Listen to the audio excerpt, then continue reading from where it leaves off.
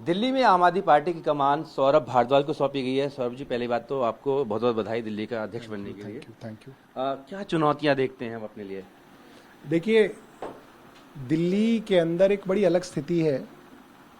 दिल्ली के अंदर आम आदमी पार्टी को और भारतीय जनता पार्टी को जो वोट मिला है उसमें सिर्फ 2% का फर्क है। 43.5% वोट हमें मिला है, 45.5% वोट बीजेपी को मिला है। तो दिल्ली में आधी जनता आज भी हमें वोट देके आई है। पुलिस, इलेक्शन कमीशन, सब की गड़बड़ियों के बावजूद आधी जनता हमारे लिए है। तो उनकी लड़ाई तो हमें लड़नी है, उसके अलावा तो हमारे पास कोई ऑप्शन ही नहीं है। मगर जो वो आधी जनता जिसने भारतीय जनता पार्टी को वोट दिया है, उसकी लड़ाई भी अब हमें ही लड़नी पड़ेगी, क्योंकि उनको कहा गया था कि 2,500 रुपये महिलाओं को दिया जाएगा, जो भारतीय जनता पार्टी ने नहीं दिया। 500 रुपये का सिलेंडर दिया जाएगा, वो भारतीय जनता पार्टी ने नहीं दिया।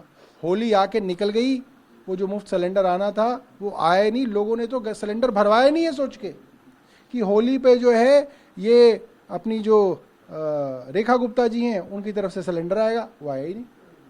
तो इसलिए अब दोनों की लड़ाई जो है आम आदमी पार्टी को लड़नी है और ग्राउंड पे संगठन को दोबारा से जो है और मजबूत किया जाएगा।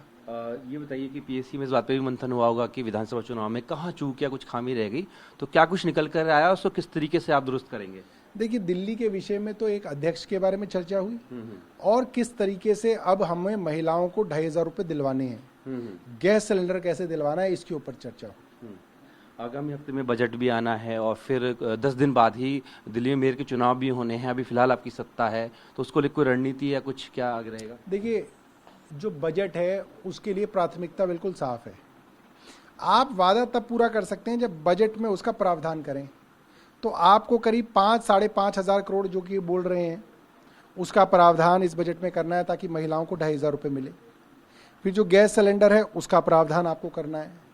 फिर जो नर्सरी से लेकर कॉलेज तक मुफ्त एजुकेशन देनी थी उसका बजट में आपको प्रावधान करना है।